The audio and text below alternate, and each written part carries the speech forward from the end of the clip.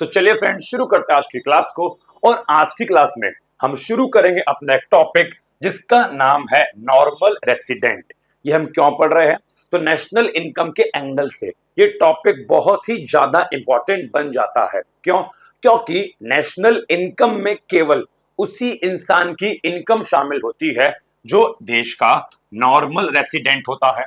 तो question is that अब ये देश का नॉर्मल रेसिडेंट होता कौन है? तो आज हम वही पढ़ेंगे कि कौन व्यक्ति देश का नॉर्मल रेसिडेंट है और कौन व्यक्ति नहीं है। जो होगा उसको नेशनल इनकम में शामिल कर लेंगे और जो नहीं होगा उसको नेशनल इनकम से आउट कर देंगे, बाहर कर देंगे, टाटा बाय बाय कर देंगे। ठीक है, तो नॉर्मल रेसिडेंट, मैं सिंपल सिंपल इसको रेसिडेंट भी बोल सकता हूं। बार बार नॉर्मल रेसिडेंट इतना बड़ा बोलने की नीड नहीं है, मैं सिंपल सिंपल इसको रेसिडेंट भी बोल सकता हूं। तो क्वेश्चन इज दैट एक नॉर्मल रेसिडेंट होता कौन है? तो जरा मेरी बात समझना। सबसे पहले यहां पे नॉर्मल रेसिडेंट में इंसान के अलावा संस्थाएं भी शामिल होती है, क्योंकि इनकम एक इंसान भी कमाता है और इंसान के अलावा जो संस्था होती है, जो कंपनीज होती है, जो बैंक होते हैं, ये भी इनकम कमाते हैं। ठीक है, आपने अगर आप कॉमर्स के हो तो आपने क्लास 11 की अकाउंट्स में पढ़ा होगा कि एक बिजनेसमैन अलग होता है और उसका बिजनेस अलग होता है। तो यहाँ पे व्यक्ति अलग है और संस्थाएं अलग है, हम दोनों की बात करेंगे। तो सबसे पहला नॉर्मल रेसिडेंट में कौन आता है जी? व्यक्ति भी आता है, इंडिविजुअल, और उसके अलावा इंस्टीट्यूशंस भी आता है, संस्थाएं भी आती है। ओके, तो उसमें इंडिविजुअल और संस्थाएं दोनों आती है। अब आगे बोलता है कि वो इंडिविजुअल, वो व्यक्ति या वो संस्था जो किसी देश में ऑर्डिनरली रिसाइड कर रहे हैं। What do you mean by ordinarily reside? का मतलब होता है जो किसी देश में पिछले 1 साल या उससे अधिक समय से रह रहे हैं, तो वो उस देश के निवासी, वो उस देश के रेसिडेंट माने जाएंगे। तो किसी देश का निवासी बनने की सबसे पहली शर्त होती है आपको उस देश में 1 साल या उससे ज्यादा समय तक का निवास करना पड़ेगा, उससे अधिक समय के लिए रहना पड़ेगा। तो अगर कोई भी व्यक्ति या कोई भी संस्था किसी भी देश में पिछले 1 साल से अधिक का समय बिताता है तो उसको बोलेंगे कि वो ऑर्डिनरली रिसाइड करता है। तो ये हमारी फर्स्ट कंडीशन है। हमारी क्या है जी? फर्स्ट कंडीशन, पहली शर्त ये है। अब आगे बोलता है प्लस, निवासी बनने के लिए आपको एक शर्त और पूरी करनी पड़ेगी कि जिस देश में आप पिछले 1 साल से रह रहे हो, आपका इकोनॉमिक इंटरेस्ट, क्या बोला मैंने? आपका इकोनॉमिक इंटरेस्ट, आपकी आर्थिक रुचि भी उसी देश में लाए करनी चाहिए। आपका इकोनॉमिक इंटरेस्ट भी उसी देश में होना चाहिए कि जिस देश में मैं पिछले 1 साल से रह रहा हूं, अब मैं उसी देश में अपना कंजम्पशन करता हूं, उसी देश में अपने सारे खर्चे करता हूं, अपनी वस्तुओं का प्रोडक्शन, अगर मैं कुछ काम करता हूं तो उसी देश में प्रोडक्शन करता हूं, मैं उसी देश में सेविंग कर रहा हूं, मैं वहीं से कमा रहा हूं, मैं वहीं पे इन्वेस्टमेंट कर रहा हूं। इट मींस अपनी सारी की सारी इकोनॉमिक एक्टिविटी मैं उसी देश में कर रहा हूं जिस देश में मैं पिछले 1 साल से रह रहा हूं, कि अब वही मेरा देश है, वहीं पे कमाऊंगा, वहीं पे खाऊंगा, वहीं पे उड़ाऊंगा। तो अगर हम किसी देश में पिछले 1 साल या उससे अधिक समय से रह रहे हैं और अपनी सारी इकोनॉमिक एक्टिविटी भी उसी देश में करते हैं, तो हम उस देश के नॉर्मल रेसिडेंट माने जाते हैं, हम उस देश के निवासी बन जाते हैं।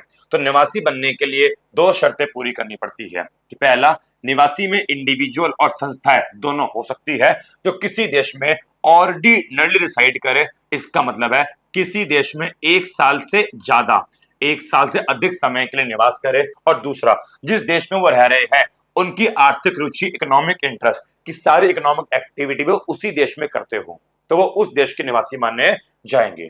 अब एग्जाम्पल के तौर पे मान लो बात करते हैं मेरी, तो मैं बचपन से ही, इवन स्टार्टिंग से ही भारत में रह रहा हूं।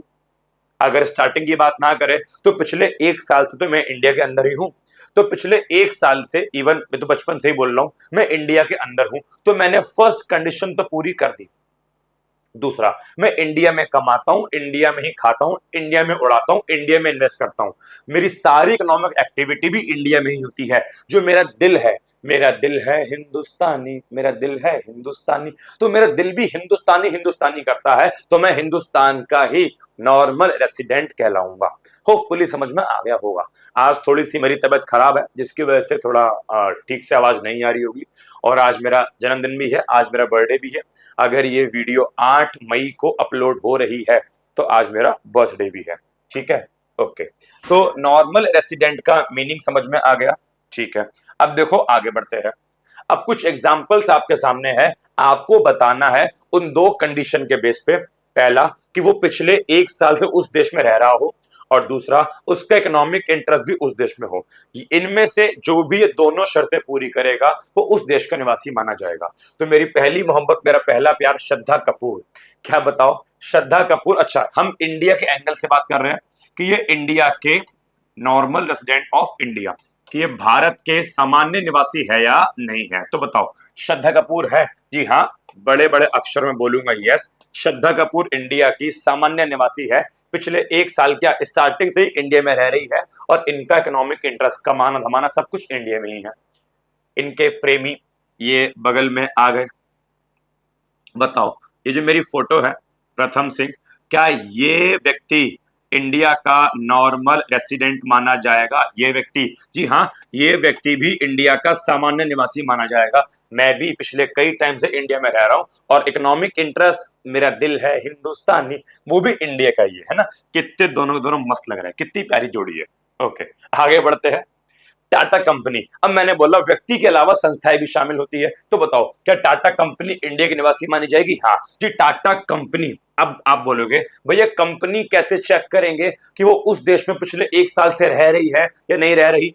इंसान का समझ में आता है, इंसान तो यहां मूव करता है, ये कंपनी के तो पैर नहीं होते, बिल्डिंग के तो पैर नहीं होते, तो कंपनी वाले केस में चेक कैसे करेंगे? तो कंपनी वाले केस में आप बस ये देख लो वो कंपनी है कहां की। टाटा कंपनी सबको पता है इंडियन कंपनी है। टाटा कंपनी कहां की कंपनी है जी? इंडियन कंपनी है। इंडियन कंपनी होने की वजह से हम ऐसा मानेंगे कि इंडिया में पिछले पिछले कई साल से है और इंडिया के लिए ही ये काम करती है। तो कंपनी वाले केस में इतनी टेंशन लेने की नीड नहीं है।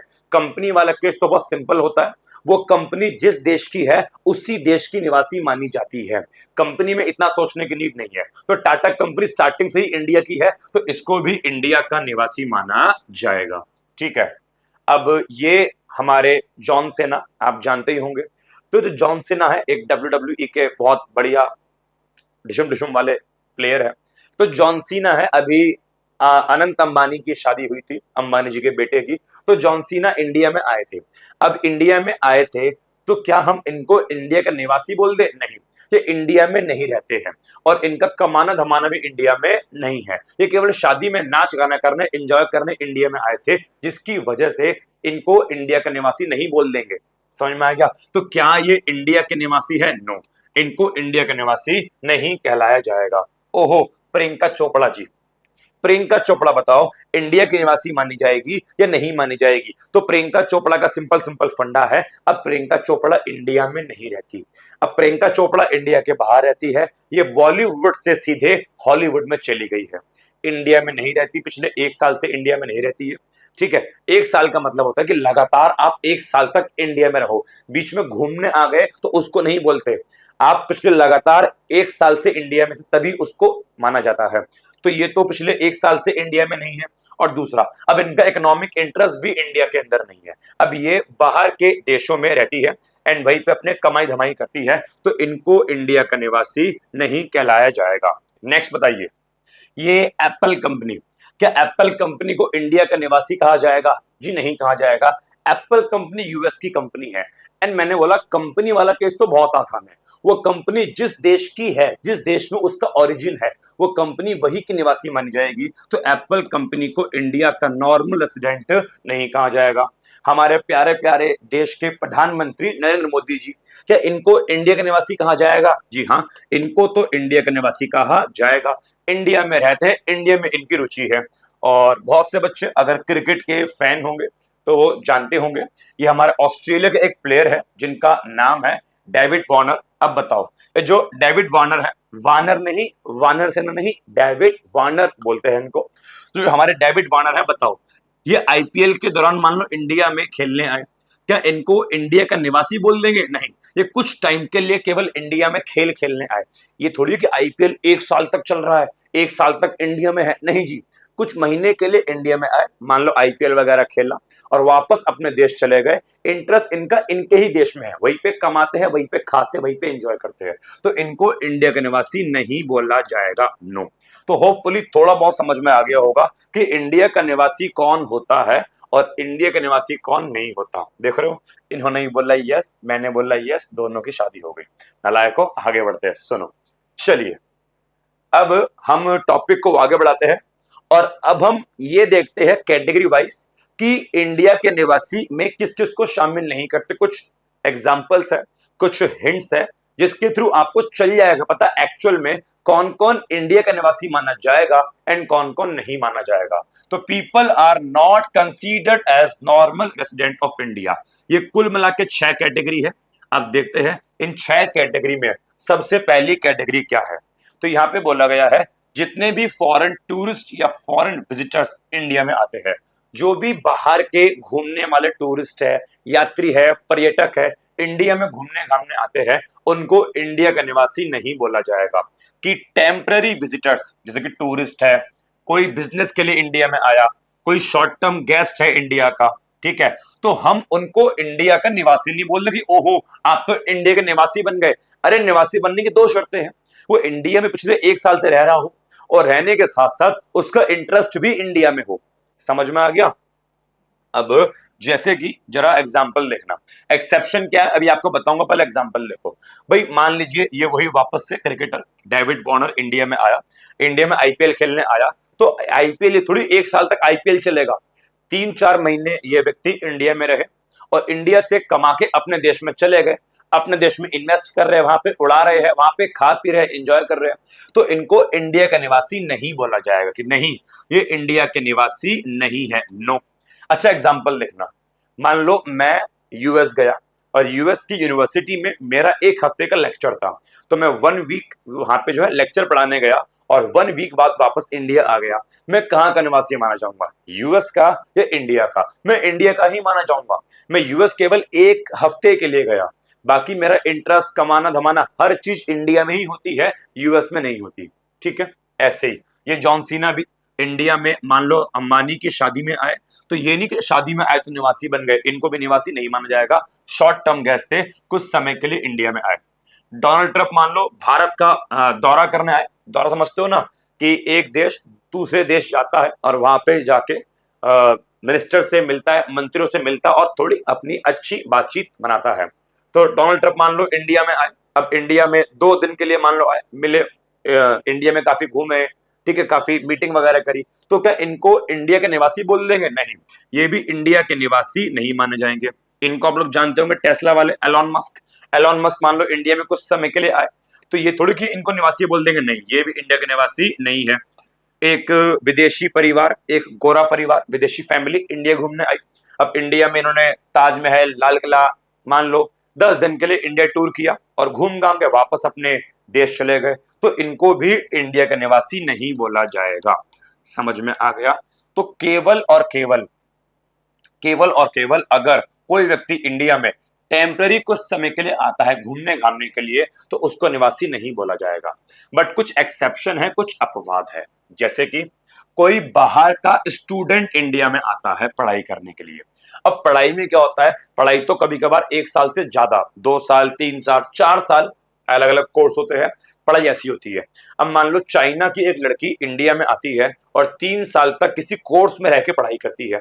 अब यहाँ पे समय तो 1 साल से ऊपर हो गया, बताओ क्या उस चाइना की स्टूडेंट को इंडिया का निवासी कहा जाएगा? जी नहीं कहा जाएगा, क्योंकि वहां पे वे केवल एक शर्त पूरी कर रही है, इंडिया में 1 साल से अधिक रही, वो दूसरी शर्त पूरी नहीं कर रही, वो पढ़ाई लिखाई करके वापस चाइना जाएगी एंड चाइना के देश का विकास करेगी, चाइना में कमाएगी, चाइना में रहेगी, चाइना में ही अपना कुछ करेगी।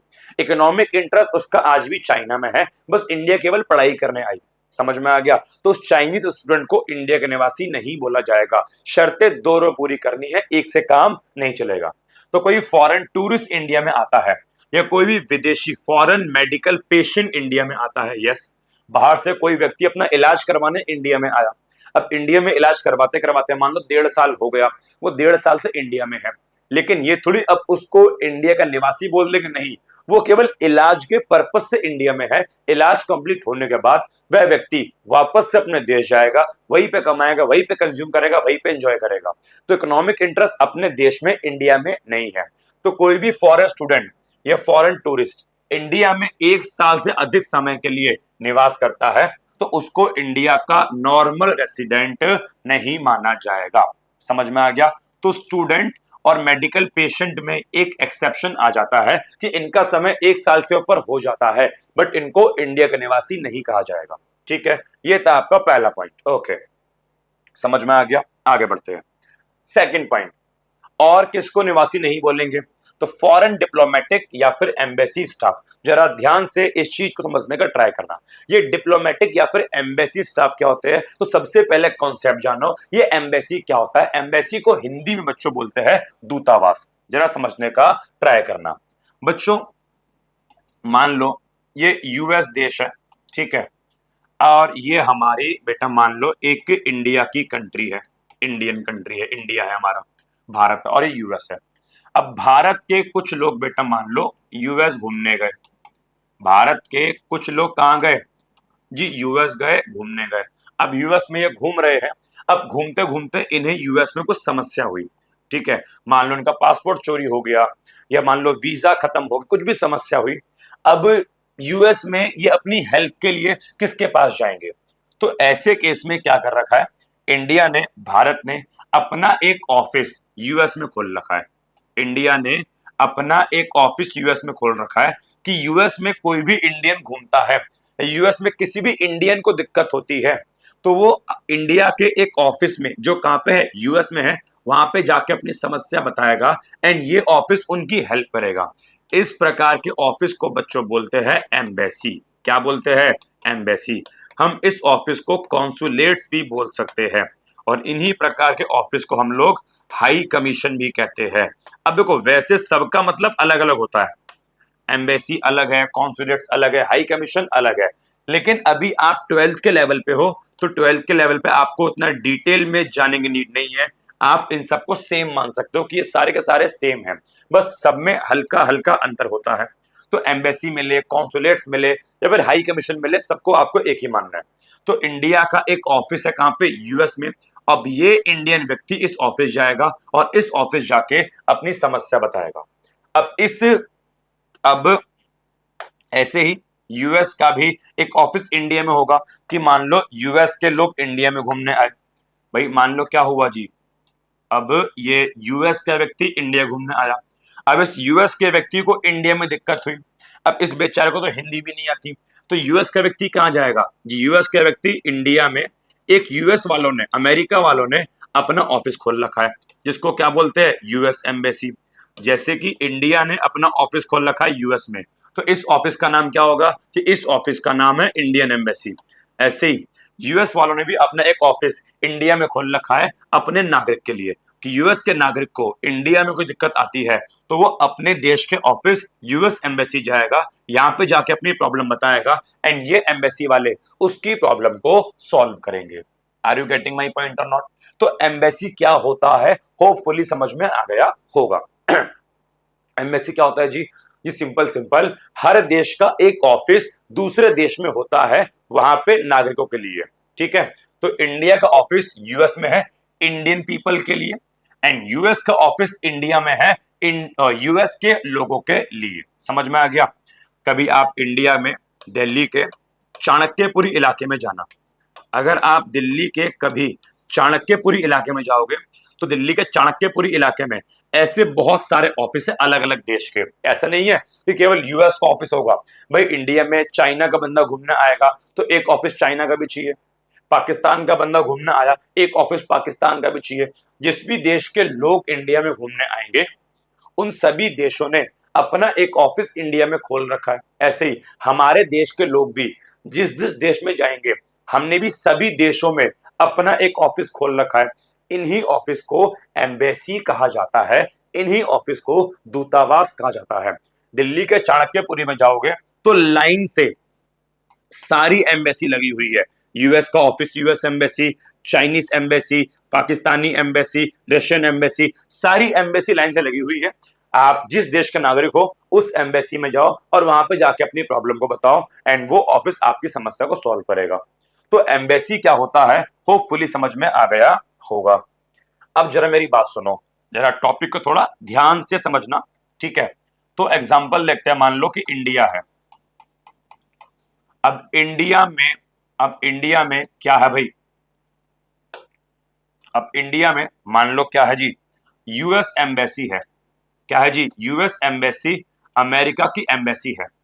अब इस अमेरिकन एम्बेसी में दो प्रकार के लोग काम करेंगे इंडिया में, ध्यान से पढ़ना जी। इंडिया में क्या है जी, इंडिया में यूएस की एम्बेसी है।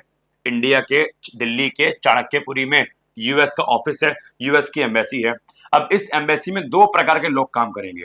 एक तो काम करेंगे यूएस के लोग, एक तो काम कौन करेंगे, यूएस के लोग, दैट इज फॉरेनर्स। भाई ऑब्वियस सी बात है, उनके देश का ऑफिस है, यूएस का ऑफिस है। ये सब सरकारी होता है, पहली बात समझना। ये प्राइवेट ऑफिस नहीं होते, ये सरकारी ऑफिस होते हैं, ठीक है ना, गवर्नमेंट ऑफिस होते हैं। अब इस गवर्नमेंट ऑफिस में यूएस के लोग भी काम करेंगे, ऑब्वियस सी बात है, उनका ऑफिस है, उनका सरकारी ऑफिस है, उनके देश के लोग भी काम करेंगे। लेकिन इस ऑफिस में याद रखना इंडिया के लोग भी काम करेंगे। क्या बोला मैंने, इस ऑफिस में इंडिया के लोग भी काम करेंगे। भाई ऐसे तो यूएस हमारे देश में यूएस का एक ऑफिस है, अब उसमें केवल यूएस वाले काम करेंगे, तो हमें क्या पता अंदर क्या काम कर रहे हैं। क्या पता यूएस के विदेशी लोग, यूएस के सरकारी लोग इंडिया को उड़ाने का प्लान बना रहे हो। चलो यूएस नहीं उड़ाएगा, मान लो पाकिस्तान का ऑफिस है, अब पाकिस्तानी एम्बेसी है, अब इस पाकिस्तानी एम्बेसी में पाकिस्तानी लोग काम करेंगे। अब क्या पता ये पाकिस्तानी लोग अंदर बैठ के इंडिया के खिलाफ कुछ कर रहे हो। तो ऐसा नहीं होता, ठीक है। इस एम्बेसी में विदेशी लोग भी काम करेंगे, लेकिन इंडिया के सरकारी लोग भी इसमें काम करेंगे, वो दोनों मिलकर काम करेंगे। समझ में आ गया। तो इंडिया के लोग भी काम करेंगे, इंडिया के लोग इंडिया के लिए काम करेंगे एंड यूएस के लोग यूएस के लिए काम करेंगे। क्योंकि देखो ऑब्वियस सी बात है, ये उनका सरकारी ऑफिस इंडिया की जमीन पे है, भारत के अंदर है, तो इन्हें कोई प्रॉब्लम होगी या कुछ भी करेंगे तो इन्हें हमारी हेल्प लगेगी, ठीक है। तो उसमें इंडिया के लोग भी काम करेंगे, इंडियंस भी काम करेंगे। अब मेरी बात समझना, अब मेरी बात समझना, ये जो यूएस के लोग हैं, फॉरेनर्स है, ये इंडिया में है और मान लो इन्हें काम करते करते 1 साल से ऊपर भी हो गया है, तब भी ये लोग अपने देश के लिए काम कर रहे हैं। समझना, ये भले ही इंडिया में तो है और इस ऑफिस में काम करते करते 1 साल से ऊपर हो गया, वो यूएस के फॉरेनर्स इंडिया में है पिछले 1 डेढ़ साल से, लेकिन ये इंडिया में रहकर इंडिया के लिए नहीं, अपने यूएस देश के लिए काम कर रहे हैं, अपने देश के नागरिक के लिए काम कर रहे हैं। तो क्या इन लोगों को इंडिया का नॉर्मल रेसिडेंट बोला जाना चाहिए? नहीं। तो इन लोगों को इंडिया का नॉर्मल रेसिडेंट, इंडिया का सामान्य निवासी नहीं कहा जाएगा। लेकिन इन्हीं के ऑफिस में इंडिया के लोग भी काम कर रहे हैं। अब इंडिया के लोग अपने देश के लिए काम कर रहे हैं कि यूएस वाले जो है हमारे देश में है, तो कुछ गड़बड़ी ना करे, कुछ गलत चीजें ना करे, तो हमें हमारी ड्यूटी बनती है कि हम अपने देश की रक्षा करें, हम अपने देश के बेनिफिट के बारे में सोचें। तो इनके ऑफिस में जो इंडिया के लोग काम कर रहे हैं वो इंडिया के लिए काम कर रहे हैं। समझ में आ गया। तो इनको इंडिया का निवासी माना जाएगा। बताओ, ये टॉपिक थोड़े टिपिकल हो रहे हैं डे बाय डे, लेकिन होपफुली आपको समझ में आ रहे होंगे। तो बताओ भाई, एम्बेसी वाला केस थोड़ा टिपिकल केस होता है। तो एम्बेसी वाले केस में आप इतना याद रखो, एम्बेसी वाले केस में क्या होता है, एम्बेसी वाले केस में जो व्यक्ति जिस देश का है तो उस देश के लिए काम करता है, ठीक है। यूएस के लोग यूएस के लिए काम करेंगे, यूएस के निवासी माने जाएंगे। इंडिया के लोग इंडिया के लिए काम करेंगे, इंडिया के निवासी माने जाएंगे, ठीक है। ओके, तो आप इसको नोट कर लीजिए, मैं वापस से अपने टॉपिक पे आता हूं। चलिए देखो भाई जरा ध्यान से क्या लिखा है। तो फॉरेन डिप्लोमेटिक, अच्छा हम इनको डिप्लोमेट्स बोल सकते हैं, ठीक है, अलग अलग नाम है। तो फॉरेन डिप्लोमेटिक या फिर एम्बेसी स्टाफ, तो क्या बोलते हैं, जितने भी डिप्लोमेट्स होते हैं, काम करने वाले जो लोग होते हैं जो इन एम्बेसी में काम करते हैं, हम उनको डिप्लोमेट्स बोल सकते हैं, हम इनको ऑफिशियल्स बोल सकते हैं, हम इनको एम्प्लॉइज ऑफ फॉरेन एम्बेसी बोल सकते हैं। इवन अभी एक मूवी भी हाल फिलहाल में आई है द डिप्लोमेट करके, 14 मार्च 2025 को ये मूवी इंडिया के सिनेमा हॉल में रिलीज हुई है। अगर आपको समझना है अच्छे से कि ये डिप्लोमेट एम्बेसी वगैरह क्या होता है, तो एक बार इस मूवी को देखना, काफी अच्छी मूवी है, नॉलेज के पर्पज से आपको समझ में आएगा कि ये क्या मूवी है। ठीक है, तो एक अच्छी मूवी है, जरा आप एक बार इसको देखिएगा। तो जितने भी डिप्लोमेट्स है, ऑफिशियल्स है, एम्प्लॉयज है, फॉरेन एम्बेसी, विदेशी एम्बेसी के जितने भी विदेशी स्टाफ है, ठीक है, मैंने बोला एम्बेसी को हम लोग कॉन्सुलेट बोल सकते हैं, तो इंडिया में are not considered as the resident of India, इनको इंडिया का निवासी नहीं कहा जाएगा। फॉर एग्जाम्पल इंडिया के चाणक्यपुरी में ये यूएस की एम्बेसी है, इंडिया के चाणक्यपुरी में क्या है, ये यूएस की एम्बेसी है, और ये है यूएस के डिप्लोमेट जो इंडिया में है, इनका नाम है एरिक। क्या नाम है जी? एरिक। तो एरिक नाम के व्यक्ति इंडिया में पिछले कई साल से है, और ये इंडिया में यूएस के डिप्लोमेट है। ये क्या है जी? यूएस एम्बेसी के डिप्लोमेट है, ये यूएस के लिए काम करते हैं। तो ये जो इंडिया में इतने टाइम से काम कर रहे हैं यूएस देश के लिए, तो क्या इनको इंडिया का निवासी कहा जाएगा? जी नहीं, इनको इंडिया का निवासी नहीं बोला जाएगा। समझ में आ गया? दूसरा एग्जांपल देखो, ये जॉन अब्राहम है जो मूवी के अंदर है, ये मूवी देखी नहीं है मैंने, बस ऊपर ऊपर से इस स्टोरी सुनी है। अब ये पाकिस्तान में है, पाकिस्तान में है और इंडियन एम्बेसी में काम करते हैं। अब बताओ, पाकिस्तान में दूसरे देश में है लेकिन काम तो इंडिया के लिए कर रहे हैं ना, तो इनको क्या इंडिया का निवासी कहा जाएगा? जी हाँ, इनको इंडिया का निवासी माना जाएगा, भले ही दूसरे देश में है, पिछले 2 साल से मान लो वहीं पे है। अब आप बोलोगे भैया 2 साल से ज्यादा इंडिया से बाहर है तो निवासी वहां के बन गए? नहीं नहीं नहीं, लेकिन इनका इंटरेस्ट तो आज भी इंडिया में है ना, ये काम तो इंडिया के लिए कर रहे हैं ना, तो इनको निवासी इंडिया का ही कहा जाएगा। दोनों शर्तें पूरी करो, अगर आप वहां पे रह रहे हो लेकिन आपका दिल हिंदुस्तानी हिंदुस्तानी बोल रहा है तो आप हिंदुस्तान के निवासी माने जाओगे। समझ में आ गया? ये एरिक इंडिया में रह रहे हैं बट इनका दिल हिंदुस्तानी नहीं यूएस यूएस बोल रहा है, तो फिर ये यूएस के निवासी माने जाएंगे। तो सिंपल सिंपल शब्दों में मैं ये कहना चाहूंगा, जितने भी विदेशी स्टाफ एम्बेसी में, कॉन्सुलेट में काम करते हैं उन्हें इंडिया के निवासी नहीं बोलेंगे। विदेशी स्टाफ बाहर के निवासी माने जाएंगे, इंडिया के निवासी नहीं माने जाएंगे। समझ में आ गया? ठीक है, आगे बढ़ते हैं। ठीक है, थर्ड पॉइंट पे आते हैं, इंटरनेशनल ऑर्गेनाइजेशन। अब देखो, मैंने बोला व्यक्ति के साथ साथ, व्यक्ति के साथ साथ संस्थाएं भी शामिल होती है। किस चीज में? नॉर्मल रेसिडेंट में। अब बोलता है जितनी भी इंटरनेशनल ऑर्गेनाइजेशन होती है, इंटरनेशनल ऑर्गेनाइजेशन वो होती है जो किसी एक देश की नहीं होती, सभी देशों की लगभग होती है। तो ये जो यूएनओ है, डब्ल्यूएचओ है, आईएमएफ है, वर्ल्ड बैंक है, तो अगर इंडिया में इनका ऑफिस है, कि इंडिया में मान लो यूएन का ऑफिस है, इंडिया में आईएमएफ का ऑफिस है, इंडिया में डब्ल्यूएचओ का ऑफिस है, या फिर इंडिया में वर्ल्ड बैंक का ऑफिस है, तो भले इनका ऑफिस इंडिया में है लेकिन ये सब क्या है? इंटरनेशनल ऑर्गेनाइजेशन, इनको इंडिया का निवासी नहीं बोला जाएगा। समझ में आ गया? तो अंतरराष्ट्रीय संस्थाएं, इंटरनेशनल ऑर्गेनाइजेशन भी इंडिया के निवासी नहीं मानी जाती। ये मैं संस्था की बात कर रहा हूं, मैं इनमें काम करने वाले लोगों की बात नहीं कर रहा। अभी मैंने केवल संस्था की बात करी है कि वर्ल्ड बैंक कहां का निवासी है, यूएन कहां का निवासी है, तो इन्हें इंडिया का निवासी नहीं बोला जाएगा। अब मैं चौथे पॉइंट में बात करूंगा इन संस्थाओं में काम करने वाले लोगों की, कि आईएमएफ में कोई व्यक्ति काम करता है, डब्ल्यूएचओ में कोई व्यक्ति काम करता है, यूएन में या वर्ल्ड बैंक में जो लोग काम करते हैं। अब हम लोगों की बात करेंगे, ये कहां के निवासी माने जाएंगे। तो देखो, इसको एम्बेसी से अलग मान के चलना, एम्बेसी अलग चीज होती है और इंटरनेशनल ऑर्गेनाइजेशन एक अलग चीज होती है। एम्बेसी वाला केस थोड़ा डिफरेंट केस होता है जो कि मैंने आपको पढ़ा दिया। ठीक है, अब यहां पे क्या बोलता है? ये बोलता है कि जितने भी एम्प्लॉयज होते हैं जो इस ऑर्गेनाइजेशन में, डब्ल्यूएचओ में, वर्ल्ड बैंक में या किसी भी प्रकार की ऑर्गेनाइजेशन में काम करते हैं, इंडिया में है, बाहर के निवासी है। फॉर एग्जांपल मान लो इंडिया में डब्ल्यूएचओ का ऑफिस है, अब इस ऑफिस में ये जो बंदा है, ये बच्चों मान लो रशिया का बंदा है, ये बंदा रशियन है। अब क्या इसको इंडिया का निवासी बोलूंगा? तो अगर केवल ये बोले बाहर का बंदा इंटरनेशनल ऑर्गेनाइजेशन में काम करता है, वो इंडिया का निवासी माना जाएगा? तो नहीं माना जाएगा, इसको इंडिया का निवासी नहीं बोलूंगा। लेकिन अगर ये बोले इसको काम करते करते 1 साल से ज्यादा हो गया, तो फिर तो ऑब्वियस सी बात है, 1 साल से ज्यादा हो गए इंडिया में रहते रहते, तो इसको इंडिया का निवासी बोलेंगे, इसको इंडिया का निवासी कहा जाएगा। एम्बेसी वाले केस में ऐसा नहीं होता। एम्बेसी वाले केस में तो किसी भी कीमत पे भारत का निवासी नहीं बोलेंगे, बिकॉज वो इंडिया में रहते हुए भी अपने देश के लिए काम करते हैं। जबकि इंटरनेशनल ऑर्गेनाइजेशन में ऐसी कोई कंडीशन लागू नहीं होती। इनके लोग जिस भी देश में काम करेंगे और अगर 1 साल से ऊपर हो जाएगा तो उसी देश के निवासी माने जाएंगे जिस देश में वो काम कर रहे हैं।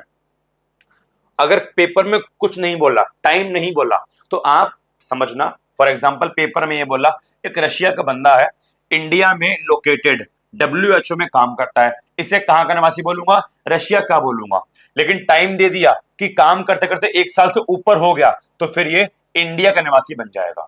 तो क्या बोलता है, जितने भी एम्प्लॉयज है WHO वर्ल्ड बैंक के, अगर वो इंडिया में काम करते हैं तो नॉर्मली उनको इंडिया का निवासी नहीं बोला जाएगा। लेकिन अगर वो इंडिया में काम करते करते 1 साल से ऊपर का समय बिता देते हैं तो फिर इनको इंडिया का निवासी बोल देंगे। समझ में आ गया? नॉर्मली नहीं बोलेंगे, बट काम करते करते 1 साल से ऊपर हो गया तो इनको इंडिया का निवासी कहा जाएगा। ये चौथा पॉइंट था। आगे बढ़ते हैं, पांचवा पॉइंट, बॉर्डर वर्कर। अब ये बॉर्डर वर्कर कौन होते हैं? जो बॉर्डर पे खड़े सैनिक होते हैं वो नहीं, बॉर्डर पर खड़े सैनिक की बात नहीं हो रही, हम उनकी बात कर रहे हैं, वो लोग जो डेली बेस पर, रोजमर्रा की आधार पर बॉर्डर क्रॉस करते हैं अपने जीवन यापन के लिए, खाने पीने के लिए। एग्जाम्पल समझना, देखो ये मैप है बच्चों, ये है नेपाल का बॉर्डर, नेपाल इंडिया का बॉर्डर। इस तरफ हमारा इंडिया है और इस तरफ ये नेपाल लग जाता है, ठीक है। अब मान लीजिए कि यहां पर बॉर्डर के बिल्कुल पास एक व्यक्ति है जो इस गांव में रहता है।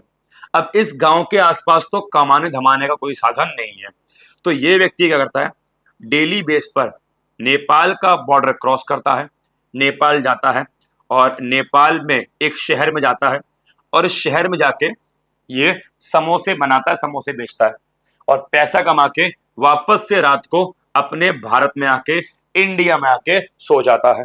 अब क्योंकि बॉर्डर के पास रहता है तो बॉर्डर क्रॉस करना आसान होता है और नेपाल इंडिया के बॉर्डर में क्रॉस करने में कोई इतनी समस्या नहीं है, कोई इतनी मिलिट्री वगैरह नहीं है, आराम से बॉर्डर क्रॉस किया जा सकता है। तो भारत का व्यक्ति डेली बेस पे बॉर्डर क्रॉस करके नेपाल जाता है, वहां पे अपना सामान वस्तु वगैरह बेचता है एंड कमा धमा के वापस से इंडिया में आ जाता है। अब ये व्यक्ति निवासी कहाँ का माना जाएगा? तो इस व्यक्ति को इंडिया का ही निवासी बोलेंगे। वो बाहर केवल कमाने गया, लेकिन सोता कहाँ पे है? वो इंडिया में सोता है। रहता कहाँ पे? वो इंडिया में रहता है। उसका इंटरेस्ट आज भी इंडिया में ही है, वो बस वहां कमाने गया है, उसका खाता इंडिया में, हर चीज इंडिया में है, तो वो इंडिया का ही निवासी कहा जाएगा। तो वो व्यक्ति, those who live in India, India में रहते हैं लेकिन वर्क इन अनदर कंट्री, दूसरे देश में काम करते हैं जो बॉर्डर के पास है, तो उनको इंडिया का ही निवासी माना जाएगा। समझ में आ गया?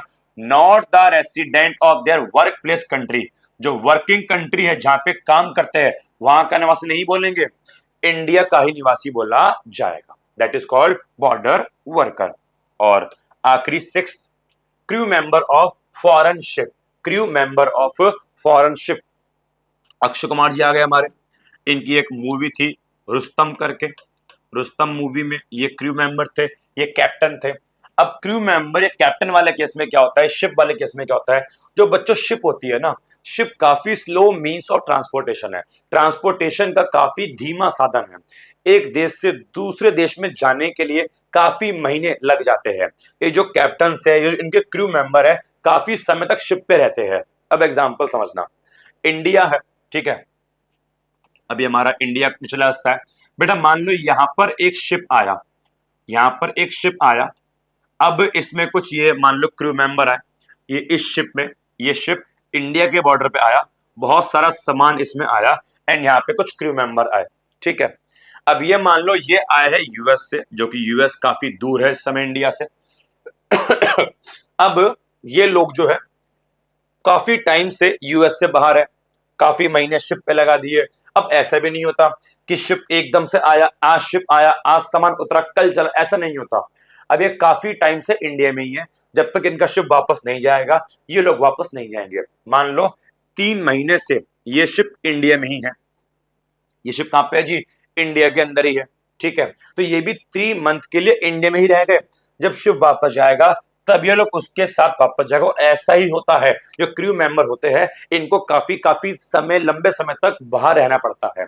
तो बताओ अब इनको निवासी कहां का माना जाएगा? तो भाई जिस देश की एक्चुअल में बिलोंग करते हैं, कितने यूएस के थे, तो इनको यूएस का ही निवासी कहा जाएगा। ये इंडिया में केवल कुछ समय के लिए है, जब तक इनका शिप है। तो इसका मतलब ये नहीं कि इंडिया के निवासी बन गए, ये निवासी अपने ही देश के, अपनी ही कंट्री के माने जाएंगे। तो टेम्पररी विजिटर्स जो होते हैं, जो क्रू मेंबर होते हैं, सब जो होते हैं फॉरेन शिप पे, उनको भी इंडिया के निवासी नहीं कहा जाएगा। ऐसे इंडिया का एक कैप्टन मान लो दूसरे देश में गया, अभी पिछले 6 महीने से दूसरे ही देश में है, तो क्या इसको वहां का निवासी बोल देंगे? नहीं, ये वापस तो इंडिया आएगा ना, तो इनको इंडिया का ही निवासी बोला जाएगा, दूसरे देश का निवासी नहीं बोला जाएगा। समझ में आ गया? तो यहाँ पे हमने कुछ 6 पॉइंट पढ़े कि किसको इंडिया का निवासी कहना है और किसको इंडिया का निवासी नहीं कहना है। होपफुली समझ में आया होगा। एक बार मैं शॉर्ट में क्विक रिवाइज करवाता हूं ताकि हम इसके ऊपर अच्छे अच्छे क्वेश्चंस कर सके। तो नॉर्मल रेसिडेंट है कौन है, देखते हैं। तो पहला, इसमें व्यक्ति और संस्था दोनों आती है। दूसरा, जो ऑर्डिनरी डिसाइड करे, इसका मतलब है जो 1 साल से ज्यादा किसी देश में रहे, उसकी बात हो रही है। और रहना नहीं है, रहने के साथ साथ आपका इकोनॉमिक इंटरेस्ट, आपका पैसों वाला इंटरेस्ट भी उसी देश में होना चाहिए। तो जिस देश में आप रह रहे हो, आपका इंटरेस्ट भी उसी देश में है, 1 साल से अधिक समय के लिए रह रहे हो, तो आप उस देश के निवासी बन जाओगे। लेकिन कौन कौन निवासी नहीं माने जाएंगे? तो बाहर के टूरिस्ट या विजिटर निवासी नहीं माने जाएंगे। बाहर की एम्बेसी के, बाहर की एम्बेसी के जो भी स्टाफ है, एम्बेसी स्टाफ, डिप्लोमेटिक स्टाफ, ठीक है, ऑफिशियल स्टाफ, ये बाहर के हैं, इंडिया में काम कर रहे हैं, लेकिन इनको इंडिया के निवासी नहीं माना जाएगा। ये इंडिया में रह के अपने देश के लिए ही काम कर रहे हैं। समझ में आ गया? जितनी भी इंटरनेशनल ऑर्गेनाइजेशन होती है, WHO, UNO, इनको भी इंडिया के निवासी नहीं बोलेंगे। इन संस्थाओं में काम करने वाले लोग भी नॉर्मली इंडिया के निवासी नहीं माने जाएंगे। बट काम करते करते इंडिया में 1 साल से ज्यादा हो गया तो निवासी बोल दूंगा। बॉर्डर वर्कर, जिस देश में काम करते हैं वहां के निवासी नहीं माने जाएंगे, जिस देश में रहते हैं केवल वहां के निवासी माने जाएंगे। एंड क्रू मेंबर भी जिस देश में जाते हैं वहां के निवासी नहीं माने जाएंगे, जिस देश से बिलोंग करते हैं वहां के निवासी माने जाएंगे। तो कौन कौन माने जाएंगे समझ में आ गया, और कौन कौन नहीं माने जाएंगे समझ में आ गया। ठीक है, अब मैं चाहूंगा आप वीडियो को पॉज करें। और अच्छा, ये इंपॉर्टेंट नोट है, हमने खैर पढ़ लिया है, याद रखना मैंने स्टार्टिंग में बोला था हम ये टॉपिक क्यों पढ़ रहे हैं, क्योंकि नॉर्मल रेसिडेंट हम इसलिए पढ़ रहे हैं क्योंकि भारत की नेशनल इनकम जब निकाली जाएगी तो पूछा जाएगा इंडिया का निवासी कौन है और कौन नहीं है। जो इंडिया का निवासी होगा केवल उसी के द्वारा कमाए गए पैसे को ही भारत की नेशनल इनकम में शामिल करेंगे। जो व्यक्ति इंडिया का निवासी नहीं है तो वो कितना भी कमा ले, उसको इंडिया की नेशनल इनकम में शामिल किया नहीं जाएगा। तो टॉपिक इसलिए पढ़ना आवश्यक है कि कौन भारत का निवासी है, ताकि उसकी इनकम को निकाला जाए और भारत की नेशनल इनकम में ऐड किया जाए, भारत की नेशनल इनकम में शामिल किया जाए। ठीक है, अब मैं आपसे एक रिक्वेस्ट करूंगा, वीडियो पॉज करें, जितना भी मैंने पढ़ाया है एक बार अच्छे से रिवाइज कर लीजिए, क्योंकि अब आपको कुछ क्वेश्चंस करने हैं। ठीक है, तो वीडियो पॉज करो, रिवाइज करो, और आपके सामने ये 8 क्वेश्चन है और उसके बाद ये 4 क्वेश्चन और है। आपको बताने हैं कौन सा निवासी है, कौन सा निवासी नहीं है। निवासी है तो नेशनल इनकम में शामिल भी होगा, निवासी नहीं है तो शामिल नहीं होगा। वीडियो पॉज करो और अपने रफ पेपर पे लिखो कौन निवासी है और कौन निवासी नहीं है। चलिए जी, किया आप लोगों ने? आइए देखते हैं। इंडियन वर्क व्यक्ति है, working in the office of UNO situated in India. वो ऑफिस कहां पे है जी? इंडिया में है। अब वो व्यक्ति इंडिया में ही काम कर रहा है, तो उसको, और काम करने वाला कौन है? इंडियन है, तो उसको इंडिया का ही नॉर्मल रेसिडेंट बोला जाएगा और इसकी इनकम को नेशनल इनकम में शामिल भी किया जाएगा। ठीक है, ओके। एक इंडियन है, गोइंग अब्रॉड, बाहर गया, मेडिकल ट्रीटमेंट के लिए। अब एक इंडियन व्यक्ति बाहर मेडिकल ट्रीटमेंट के लिए गया और इलाज करवाते करवाते वहां पे उसको 2 साल हो गए, तो क्या उसको वहां का निवासी बोल देंगे? नहीं, वो बाहर केवल इलाज करवाने के लिए गया है, वापस तो इंडिया में आएगा। उसका दिल है हिंदुस्तानी, उसका दिल क्या है? हिंदुस्तानी। तो ये भी इंडिया का ही नॉर्मल रेसिडेंट माना जाएगा और इसकी इनकम को इंडिया की नेशनल इनकम में शामिल किया जाएगा। फॉरेन टूरिस्ट, बाहर से टूरिस्ट इंडिया में आते हैं ताजमहल देखने के लिए। अब बाहर से टूरिस्ट इंडिया में ताजमहल देखना है, तो क्या इंडिया में रहेंगे? अब क्या वो रहेंगे? थोड़ी। वो इंडिया में कुछ समय के लिए आए, घूम घाम के ताजमहल देख के वापस से इंडिया से बाहर चले जाएंगे। तो इनको बोला NNR। NNR मतलब not the normal resident of India, and इनकी इनकम को नेशनल इनकम में शामिल किया नहीं जाएगा। अगला, इंडियन मुस्लिम, भारत के मुस्लिम लोग हैं जो इंडिया में रहते हैं। भाई सऊदी अरेबिया गए अपनी हज यात्रा के लिए। अब भारत के मुस्लिम सऊदी अरेबिया अपनी हज यात्रा के लिए गए। अब ये थोड़ी कि वहां पे जाके बस जाएंगे, वो यात्रा करने के बाद वापस से इंडिया आएंगे, इंडिया में अपना काम वगैरह करेंगे। तो इनको इंडिया का ही निवासी बोला जाएगा, नॉर्मल रेसिडेंट बोला जाएगा, और इनकी इनकम को नेशनल इनकम में शामिल किया जाएगा। ओके, अगला, इंडियन व्यक्ति है working in American embassy in India. जरा पांचवा पॉइंट ध्यान से समझना, और पहला पॉइंट भी एक बार आपको मैं दोबारा बताऊंगा, मेरे ख्याल से पहले पॉइंट में कंफ्यूज हो गए हो। पांचवा पॉइंट समझो पहले। Indian working in American embassy in India. India में एक यूएस की एम्बेसी है, वो एग्जांपल वाली बात आ गई कि इंडिया में क्या है, जरा समझोगे ध्यान से कि इंडिया में एक यूएस की एम्बेसी। अब मैंने बोला इस एम्बेसी में दो लोग काम करेंगे, एक यूएस वाले और एक इंडिया वाले। अब यूएस वाले काम करेंगे अपने देश के लिए, तो यूएस के निवासी माने जाएंगे, इंडिया के माने नहीं जाएंगे। अब इस यूएस की एम्बेसी में इंडिया वाले जो काम करेंगे वो यूएस के लिए काम नहीं कर रहे भाई, वो यूएस की एम्बेसी में काम तो कर रहे हैं बट अपने देश के लिए काम कर रहे हैं। समझ में आ गया? तो यूएस की एम्बेसी में काम तो कर रहे हैं बट यूएस के लिए नहीं, यूएस के लिए काम तो ये करेंगे। अब ये एम्बेसी हमारे देश में है, कुछ गलत शलत ना करे तो ड्यूटी बनती है कि हमारे लोग भी इनके एम्बेसी में काम करें, और हम अपने देश के लिए काम करेंगे। तो हम अपने देश के लिए काम कर रहे हैं, तो हम अपने देश के निवासी माने जाएंगे, यूएस के निवासी नहीं माने जाएंगे। अब बताओ, वापस से क्वेश्चन पे आ जाओ। तो इंडियन व्यक्ति है, अमेरिकन एम्बेसी में काम कर रहा है जो इंडिया में है, तो भाई वो इंडियन व्यक्ति अमेरिकन एम्बेसी में काम तो भले ही कर रहा है बट वो इंडिया के लिए काम कर रहा है, और उसका इकोनॉमिक इंटरेस्ट होगी इंडिया वाला है, इंडिया के लिए काम कर रहा है, तो इसको इंडिया का नॉर्मल रेसिडेंट बोला जाएगा, और इसकी इनकम को इंडिया की नेशनल इनकम में भी शामिल किया जाएगा। अगला, एक रशियन है जो काम करता है WHO में। जरा समझना, ऊपर वाला भी हमारा यूएनओ का था, ये इंटरनेशनल ऑर्गेनाइजेशन वाला एग्जांपल है। मैंने आपसे कहा एम्बेसी वाला केस अलग है, इंटरनेशनल ऑर्गेनाइजेशन वाला केस अलग है। इसका सिंपल सिंपल केस है, आप जिस देश में काम कर रहे हो उस देश के निवासी नहीं माने जाओगे, जिस देश से आप आए हो निवासी वहां के माने जाओगे। लेकिन काम करते करते 1 साल से ऊपर हो गया तो ऑब्वियस सी बात है फिर जिस देश में काम कर रहे हो वही के माने जाओगे। अब रशिया का व्यक्ति है, इंडिया में एक WHO का ऑफिस है, उसमें रशिया का व्यक्ति काम कर रहा है, तो यहां पे टाइम तो बोला नहीं है, तो ये रशिया का व्यक्ति अभी इंडिया का निवासी नहीं माना जाएगा, not the normal resident of India, और इसकी इनकम को इंडिया की नेशनल इनकम के अंदर भी शामिल नहीं करेंगे।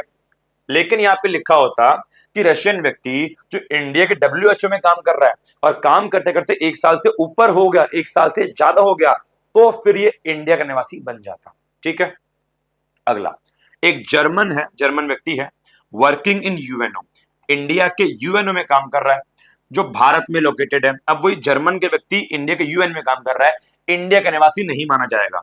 लेकिन इस जर्मन व्यक्ति को काम करते करते 1 साल से ऊपर हो जाता तो ये इंडिया का निवासी माना जाता। ठीक है, अभी 8वां पॉइंट देखेंगे। चलो 8वां पॉइंट ही देखते हैं हम, 8 पॉइंट। अब एक चाइनीज स्टूडेंट, एक चाइना का स्टूडेंट है जो इंडिया में रह रहा है अपनी पढ़ाई करने के लिए, और 2 साल से ज्यादा हो गया।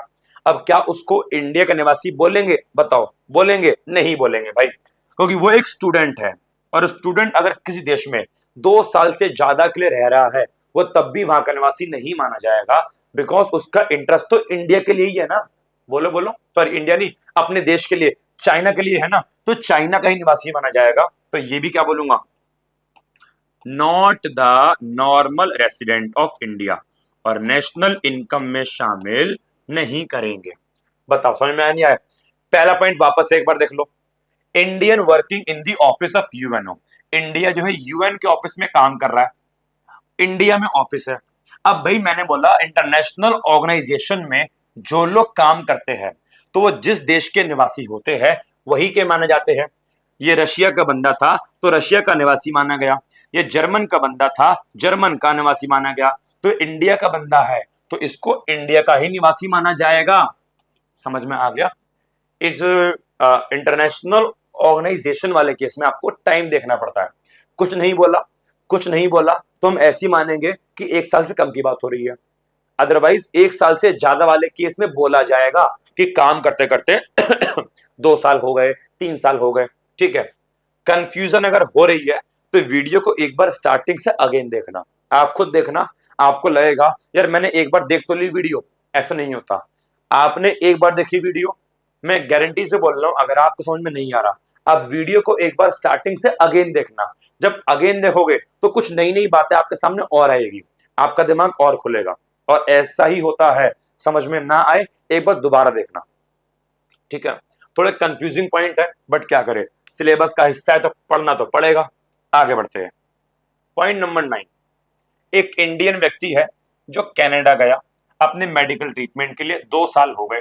भाई मेडिकल ट्रीटमेंट, इलाज करवाकर वापस इंडिया में आएगा, उसका दिल इंडिया इंडिया बोल रहा है, तो इसको इंडिया का ही निवासी माना जाएगा, नॉर्मल से माना जाएगा, और नेशनल इनकम में शामिल भी किया जाएगा।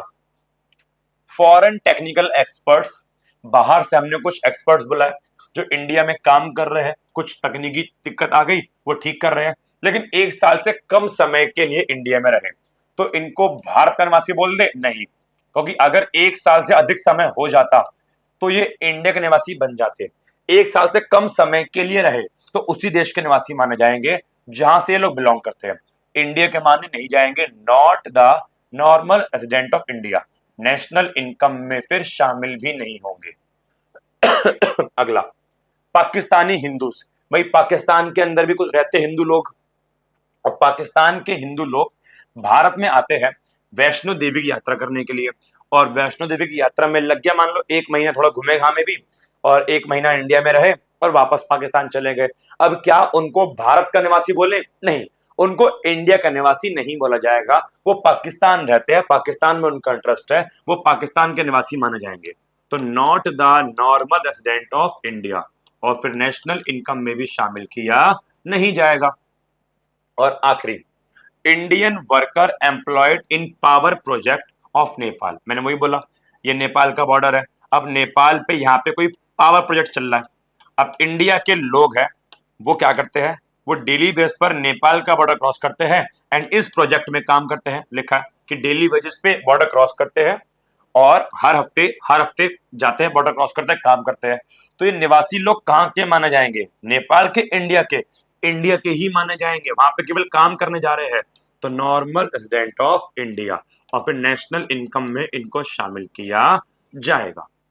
होपफुली समझ में आ गया होगा कौन भारत का निवासी है, कौन निवासी नहीं है। अगर अब भी नहीं आया, आपसे मैंने बोला वीडियो एक बार अगेन देखना, टॉपिक हल्का सा टिपिकल है बट अगेन देखने के बाद समझ में अच्छे से आ जाएगा, ठीक है? अब कुछ एमसीक्यूज करेंगे, पहले आप करेंगे फिर मैं करूंगा, ठीक है? चलिए इसका आंसर दीजिए वीडियो पॉज करके।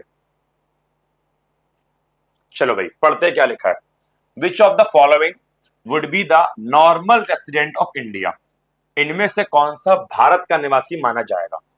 एक Indian working in American embassy in India, ये तो हमने भी पढ़ा कि इंडिया में, भारत में एक यूएस की एम्बेसी है। अब मैंने आपको बताया एम्बेसी में 2 लोग काम करते हैं, एक यूएस वाले काम करेंगे, जिस देश की एम्बेसी है उस देश के काम करेंगे, और जिस देश में एम्बेसी है, इंडिया में एम्बेसी है तो इंडियन लोग काम करेंगे। अब इस यूएस एम्बेसी में यूएस वाले लोग तो अपने देश के लिए काम कर रहे हैं, तो इनको निवासी नहीं बोलेंगे। बट उनकी एम्बेसी में जो इंडियन लोग हैं वो इंडिया के लिए काम कर रहे हैं, तो इनको निवासी माना जाएगा। तो option A is the correct answer कि ये भारत का निवासी है। लेकिन बाकी क्यों नहीं है, इनको भी एक बार देखने का हमारी ड्यूटी बनती है।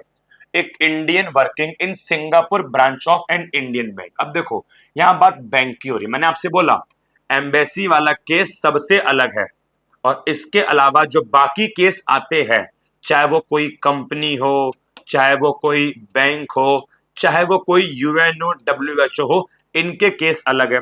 एम्बेसी वाले केस को इनके केस से कंपेयर कभी मत करना। समझ में आया? अब देखो एक इंडियन है जो सिंगापुर की ब्रांच में काम कर रहा है।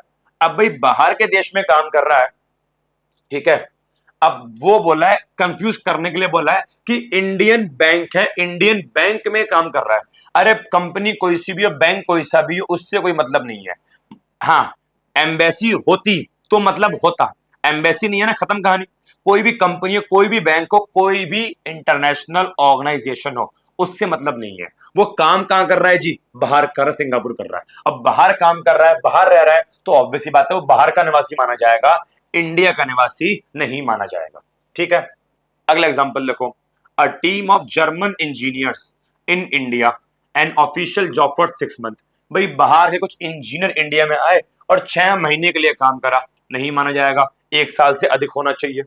अगला, 5 अफगान स्टूडेंट, कि अफगानिस्तान के स्टूडेंट है, 5 है, वो इंडिया में पिछले 4 साल से ला की पढ़ाई कर रहे हैं। ला नहीं, लॉ, लॉ की पढ़ाई कर रहे हैं। अब भाई वो स्टूडेंट है यार, वो 4 साल से भले इंडिया में हो, बट वो पढ़ाई करके वापस अपने देश में जाएंगे, तो इनको भी निवासी नहीं बोला जाएगा। तो केवल पहले वाले को ही भारत का निवासी बोला जाएगा। क्वेश्चन एक था, बट यहां पे आपने 4 एग्जाम्पल समझे। समझ में आ गया? ओके, आगे बढ़ते हैं। अगला क्वेश्चन, वीडियो पॉज करके पहले आप ट्राई कीजिए, फिर मैं कराता हूं। चलिए देखते हैं। वंस अगेन वही, who are the resident of India. देखो यहाँ पे नॉर्मल वर्ड नहीं बोला, तो मैंने बोला कोई दिक्कत नहीं, नॉर्मल वर्ड बोले तो भी ठीक, नॉर्मल वर्ड ना बोले तो भी ठीक, बात एक ही है। इनमें से कौन सा भारत का निवासी है? ध्यान से पढ़ेंगे। Indians working permanently in the office of United nation in New York. Again UN का ऑफिस है, यूएन इंटरनेशनल ऑर्गेनाइजेशन है, इंटरनेशनल ऑर्गेनाइजेशन है, एम्बेसी वाला केस नहीं है।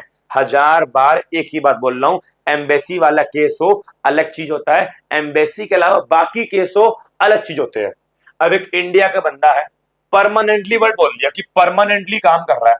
कहां पे काम कर रहा है जी? यूएन के ऑफिस में, जो न्यूयॉर्क में है। अब न्यूयॉर्क में इंडिया से बाहर है, तो उसको भारत का निवासी नहीं बोला जाएगा। अगला, Indians working in Indian embassy in America. जरा समझो, बी वाले को डायग्राम से देखते हैं। भाई यूएस की बात हो रही है, अमेरिका में। अब अमेरिका में कौन सी एम्बेसी है जी? अमेरिका में एक इंडियन एम्बेसी। इट मीन हमारा ऑफिस कहां पे है जी? अमेरिका में है। अब इस ऑफिस में 2 लोग काम करेंगे। अब क्योंकि ऑफिस हमारा है, तो इंडिया के लोग भी काम करेंगे, इंडियन पीपल। और वो ऑफिस यूएस में है, तो भाई वहां के लोग भी काम करेंगे, ऑब्वियस सी बात है। तो 2 लोग काम करेंगे। अब इंडिया के लोग, हमारा ऑफिस यूएस में है, हम यूएस में काम कर रहे हैं, लेकिन हम काम तो अपने देश के लिए कर रहे हैं ना, तो हम इंडिया के ही निवासी माने जाएंगे, हम इंडिया के निवासी माने जाएंगे। अब हमारी एम्बेसी में यूएस के लोग काम कर रहे हैं, वो यूएस के लोग क्या इंडिया के लिए काम कर रहे होंगे? नहीं, वो अपने देश की सुरक्षा के लिए, अपने देश के लिए काम कर रहे होंगे, तो वो भारत के निवासी माने नहीं जाएंगे। तो बताओ कि अगर कोई इंडियन बंदा है, इंडियन एम्बेसी में काम करता है, जो कि अमेरिका में है, तो वो निवासी कहां का माना जाएगा? बच्चा यहाँ पे फैल जाता है, भैया अमेरिका में है, वो तो अमेरिका में काम कर रहा है, ये तो भारत के बाहर काम कर रहा है, ये तो निवासी नहीं माना जाना चाहिए। अरे भारत के बाहर तो काम कर रहा है, बट उसका इंटरेस्ट तो इंडिया का ही है ना, वो काम तो इंडिया के लिए कर रहा है ना, तो इसी को इंडिया के निवासी बोला जाएगा। Option b. समझ में आ गया? एक बार सी और डी चेक करते हैं। Indians working in A branch of American bank in India. अब देखो यहां पे बैंक की बात हो गई, एम्बेसी वाले केस अलग होते हैं, बैंक वाले केस अलग होते हैं। अब इंडिया में एक अमेरिकन बैंक है, और उस बैंक में इंडियन बंदा काम कर रहा है। इंडिया में कौन सा बैंक है जी? अमेरिकन बैंक है। और उस बैंक में इंडिया का बंदा काम कर रहा है, तो काम कहां कर रहा है, इंडिया में काम कर रहा है, ठीक है। और उसका इंटरेस्ट भी कहां पे, इंडिया। भले देखो बैंक है, अब ये मत बोलना भैया अमेरिकन बैंक है, अमेरिका के लिए काम कर रहा है, वो एम्बेसी वाले केस में देखते हैं भाई। इन बैंक कंपनी वंपनी वाले केस में नहीं देखते, वो काम कहां कर रहा है, इंडिया में काम कर रहा है, ठीक है। पैसा कहां कमा रहा है, इंडिया में। कहां उड़ाएगा, इंडिया में, तो वो इंडिया का ही निवासी माना जाएगा। तो ऑप्शन सी भी करेक्ट है, ऑप्शन बी भी सही है, ऑप्शन सी भी सही है। अब ऐसे तो आपने देखा होगा इंडिया में, दिल्ली में बहुत सारे लोग गुड़गांव जॉब करने जाते हैं, अलग अलग एमएनसी में काम करते हैं। तो अब क्या इंडिया में गुड़गांव में बहुत सारे लोग अलग अलग एमएनसी में काम करते हैं, तो क्या उनको हम उस देश का निवासी बोल देंगे, नहीं जी। कंपनी वाले केस में नहीं चेक करना तो किसके लिए काम कर रहे हैं, वो जिस देश में काम करे उसी देश के निवासी माने जाएंगे। समझ में आ गया। एम्बेसी वाला केस अगेन बोल रहा हूं थोड़ा अलग होता है। अब देखो डी पॉइंट, अगेन एम्बेसी वाला केस आ गया। अब American working in A branch of Indian embassy in America, देखो ये वाला एग्जांपल है, ठीक है, कि अमेरिका में, यूएस में क्या है, एक इंडियन एम्बेसी है। अब इसमें काम करने वाले अमेरिकन, काम करने वाले कौन, अमेरिकन, इनको निवासी बोला नहीं जाएगा, ये निवासी नहीं माने जाएंगे। तो ऑप्शन बी और ऑप्शन सी दोनों ठीक है, ए और डी गलत है, ठीक है। और आखिरी क्वेश्चन, ये वाला क्वेश्चन आपके सीबीएसई एग्जाम में आ चुका है, और ये आपके सीबीएसई के 2024 या फिर 25, मुझे एग्जैक्टली याद नहीं है, किसी एक एग्जाम में वाला क्वेश्चन आपका आया था कि कौन सा इंडिया का निवासी नहीं है, नॉट, कौन सा इंडिया का निवासी नहीं माना जाएगा। एक इंडियन सिटीजन है जो यूएस एम्बेसी में का, एम्बेसी वाले केस में आपको बार बार डायग्राम नहीं बनाने, इसका सिंपल सा तरीका यह है कि जब भी एम्बेसी वाला केस, कौन सा वाला केस देखे, एम्बेसी वाला, अब उस एम्बेसी वाले केस में इंडियन है तो निवासी माना जाएगा, इंडियन नहीं है तो निवासी नहीं माना जाएगा। समझ में आ गया। एम्बेसी वाले केस में आप बस ये देख लो बंदा कहां का है, जहां का बंदा है वही का निवासी माना जाएगा। अब हमें देखना है कौन निवासी नहीं है, तो ये तो इंडिया का निवासी माना जाएगा क्योंकि तो इंडिया के लिए काम कर रहा है, तो ये तो निवासी माना जाएगा, तो ये तो आंसर नहीं होगा। हमें चेक करना है कौन निवासी नहीं है। अगला, एन इंडियन ऑफिशियल्स, अब बात होगी ऑफिशियल्स की। अब ऑफिशियल्स की बात करो, डिप्लोमेट की बात करो, ठीक है, यहां बात भी किसकी होगी, एम्बेसी की बात हो गई। अब इंडिया के ऑफिशियल्स इंडियन एम्बेसी में काम करते हैं, चाइना में है, अरे कहीं पर भी हो, इंडियन एम्बेसी में काम करेंगे, इंडिया के लोग काम करेंगे, इंडिया के ही निवासी माने जाएंगे, तो ये भी निवासी माना जाएगा। अगला, एक इंडियन डिप्लोमेट है। अब जो डिप्लोमेट होते हैं ये दूसरे देश में काम करते हैं, बट ये काम अपने देश के लिए करते हैं। तो इंडिया का डिप्लोमेट है, वो कनाडा गया एक समिट के लिए, एक मीटिंग के लिए, तो भले ही वो कनाडा गया समिट के लिए, मीटिंग के लिए, बट इंडिया का डिप्लोमेट है, इंडिया के लिए काम करेगा, ये भी इंडिया का निवासी माना जाएगा। तो ए बी सी तो माने जाएंगे, तो ऑप्शन बचा डी। लेकिन चेक करते हैं, एक इंडियन व्यक्ति है, एक किसी अमेरिकन कंपनी में, अब कंपनी वाला केस है, अमेरिकन कंपनी में काम करता है जो न्यूयॉर्क में है, और वो बंदा 1 साल से अधिक समय के लिए काम कर रहा है, तो बाहर के देश में काम कर रहा है, 1 साल से ज्यादा हो गया, तो उसको निवासी नहीं माना जाएगा। Option D is the correct answer. समझ में आया या नहीं आया। वीडियो 1 घंटे के आसपास की मेरे ख्याल से बन चुकी होगी, केवल एक ही टॉपिक करा, टिपिकल टॉपिक है, समझने में थोड़ा टाइम जाता है, ठीक है। ओके, आगे बढ़ते हैं। प्रैक्टिस करनी पड़ेगी आपको उसके क्वेश्चंस की। आपके पास जो भी बुक हो, उस बुक में प्रैक्टिस के लिए बहुत सारे क्वेश्चन होंगे, हालांकि मैंने भी आपको बहुत सारे क्वेश्चन कराए, ठीक है ना, हमने 12 क्वेश्चन यहाँ पे करे, फिर उसके बाद एक क्वेश्चन नहीं, इसमें 4 एग्जाम्पल है, तो 4 एग्जाम्पल ये करे, 12 4 16, 4 एग्जाम्पल ये करे 24, सॉरी 20, 4 एग्जाम्पल ये करे 24, 24 एग्जाम्पल तो मैंने कराया आप लोगों को, ठीक है। आपके पास कोई बुक हो उसमें एग्जाम्पल होगा, वहां से भी देख सकते हैं। आगे बढ़ते हैं। Question number 4, assertion and reason वाला क्वेश्चन है। Indians working in the office of the United Nation, UN की बात हो रही है, in India are normal resident of India. एक इंडियन बंदा है, इंडिया में यूएन का ऑफिस है, और वो बंदा उस यूएन के ऑफिस में काम करता है। मैंने बोला यूएन हो, कोई भी कंपनी हो, कोई बैंक हो, इनको एक साइड करो और एम्बेसी को एक साइड करो। अब ये कंपनी वाले केस में, ये बैंक वाले केस में, ये इंटरनेशनल ऑर्गेनाइजेशन वाले केस में, इन सब का एक ही ट्रीटमेंट है। अगर काम करते करते 1 साल से ऊपर हो गया तो निवासी नहीं बोलूंगा, काम करते करते 1 साल से कम है तो निवासी बोला जाएगा। और अगर कोई टाइम नहीं दे रखा, कोई टाइम नहीं दे रखा, जैसे कि यहाँ पे देखो, यहाँ पे टाइम ही नहीं बोल रखा, एक इंडिया है, इंडिया का बंदा इंडिया में काम कर रहा है, तो इंडिया का निवासी माना जाएगा? यस, माना जाएगा। ये स्टेटमेंट ट्रू है। रीजन चेक करते हैं, क्यों? क्योंकि वो इंडिया में रहता है, इसको इकोनॉमिक इंटरेस्ट भी इंडिया में है। जी हाँ, ये भी ट्रू है। और आपको पता है यही तो कंडीशन है कि निवासी बनने के लिए ये दो शर्तें पूरी कर दो, इकोनॉमिक इंटरेस्ट वाली और रहने वाली। तो option A is the answer. वो इंडिया में रहता है, इंडिया का निवासी है, इसकी वजह से वो इंडिया का ही बंदा माना जाएगा। समझ में आ गया? ओके। और एक लास्ट टॉपिक है, उसके बाद वीडियो खत्म। तो आपने नॉर्मल रेसिडेंट क्या होता है उसके ऊपर हमने बहुत सारे क्वेश्चन भी किए। होपफुली टॉपिक समझ में आ गया होगा। अब एक हल्का सा पेपर में, खैर पूछे तो नहीं गया है, बट आपकी बुक में है, तो हल्का सा एक कंसेप्ट और है कि सिटीजन कौन होता है और रेसिडेंट कौन होता है। हमने जो अभी पढ़ा, हमने पढ़ा रेसिडेंट, निवासी, लेकिन निवासी के अलावा एक कंसेप्ट और होता है जिसको बोलते हैं नागरिक। क्या बोलते हैं? नागरिक। अब नागरिक एक अलग चीज है, सिटीजन एक अलग चीज है, और रेसिडेंटशिप, निवासी, एक अलग चीज है। अब नागरिक और निवासी में क्या अंतर है? तो भाई नागरिक एक लीगल कंसेप्ट है कि जिस देश में आप पैदा हुए, जिस देश में आपका जन्म हुआ, जिस देश में आप पैदा हुए, आप ऑटोमेटिकली वहां के निवासी माने जाते हो। निवासी में ये नहीं पूछता कि आप पिछले साल कहां रहे, आप कहां कम, ऐसा कुछ नहीं है। आपका जन्म किस देश में हुआ, आप उस देश के निवासी माने जाओगे।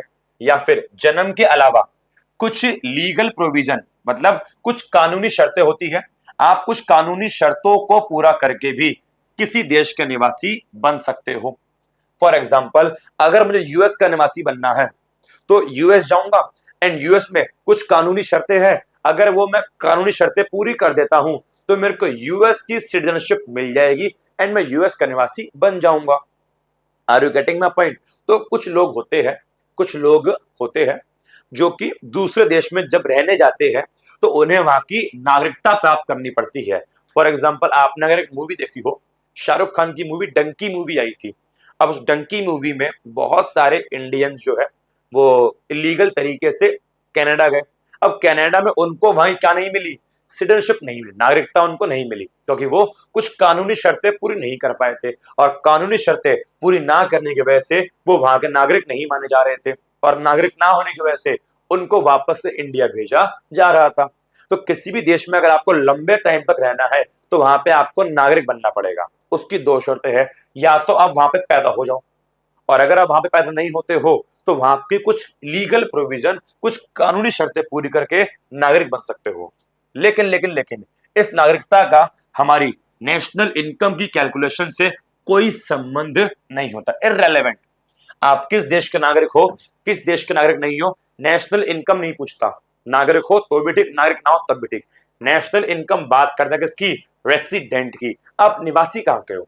अब निवासी का मतलब होता है कि आप किस देश में रह रहे हो और किस देश में आपको इकोनॉमिक इंटरेस्ट है। तो ये एक लीगल कंसेप्ट है, जबकि यह एक प्रकार का इकोनॉमिक कंसेप्ट है, जो एक पर्सन की इकोनॉमिक एक्टिविटी पर बेस्ड है और उसकी प्रेजेंस पर बेस्ड है कि वो ऑर्डिनरली, मतलब पिछले साल किस देश में रहा। ऑर्डिनरली मतलब क्या? पिछले एक साल से वो किस देश में रहा, और इकोनॉमिक एक्टिविटी वो किस देश में करता है। वो जिस देश में रहता है, जिस देश में इकोनॉमिक एक्टिविटी करता है, वो वहां का निवासी माना जाता है। और निवासी नेशनल इनकम की कैलकुलेशन में रेलेवेंट है। तो नेशनल इनकम की कैलकुलेशन में सिटीजन का कोई रोल नहीं है, लेकिन रेसिडेंटशिप का रोल है। समझ में आ गया? अब जरा मेरी बात समझना, क्या एक व्यक्ति एक टाइम पर एक देश का निवासी और दूसरे देश का नागरिक बन सकता है? जी हां, बन सकता है। एग्जाम्पल के तौर पे प्रियंका चोपड़ा। अब प्रियंका चोपड़ा का जन्म इंडिया में हुआ, तो जब बर्थ उनका इंडिया में हुआ तो ऑटोमेटिकली वो इंडिया की निवासी तो मानी जा रही है। लेकिन अब वो रह कहां पे रही है? इंडिया के बाहर, LA, शायद मुझे पता नहीं, लॉस एंजलिस रह रही है, तो वो निवासी वहां की मानी जाएगी, बट नागरिक इंडिया की मानी जाएगी। समझ में आ गया? दूसरा एग्जाम्पल देखो, सोनिया गांधी। अगर आप थोड़े पॉलिटिक्स में रखते हो इंटरेस्ट, तो सोनिया गांधी इटली के एक बार डांसर थी। अब सोनिया गांधी का जन्म इटली में हुआ, तो निवासी तो इटली की है, क्योंकि बाय सॉरी निवासी नागरिक तो इटली की है, बिकॉज बाय बर्थ इटली में जन्म हुआ। लेकिन अब वो पिछले कितने सालों से कहां रह रही है? शादी के बाद से इंडिया में, तो नागरिक वो इंडिया की, नागरिक नहीं, निवासी इंडिया की है, रेसिडेंट इंडिया की है और नागरिक इटली की है। समझ में आ गया? तो वही बोलता है एक व्यक्ति एक समय पर एक देश का नागरिक और दूसरे देश का निवासी हो सकता है। क्या बोलता है? एक रशियन है जो इंडिया में काम कर रहा है पिछले 1 साल से, तो इंडिया में काम कर रहा है तो इंडिया का निवासी बन गया, लेकिन जन्म कहां पे हुआ उसका? रशिया में, तो वहां क्या है? वो सिटीजन है। इसी प्रकार एक इंडियन व्यक्ति है, ठीक है, जो 1 साल से अधिक समय से यूएस में काम कर रहा है। अब व्यक्ति इंडिया का है, जन्म इंडिया में हुआ, तो इंडिया का सिटीजन है, इंडिया का नागरिक है, लेकिन 1 साल से अधिक समय से यूएस में रह रहा है, तो वो वहां का रेसिडेंट माना जाएगा, वहां का निवासी माना जाएगा। समझ में आ गया? तो होपफुली ये पूरा का पूरा कंसेप्ट डिटेल में अच्छे से आ गया होगा कि नॉर्मल रेसिडेंट क्या होता है, उसकी क्या शर्तें हैं, ठीक है, 6 पॉइंट कौन कौन से हैं, सब कुछ डिटेल में विद एग्जांपल्स मैंने पढ़ा दिया। अब पेपर में इसके ऊपर कोई क्वेश्चन आए तो प्लीज फेल मत जाना, घर पे इसकी अच्छे से प्रैक्टिस कर लो, ठीक है। तो आज के लिए इतना काफी है। Thank you so much, bye bye, God bless you, take care.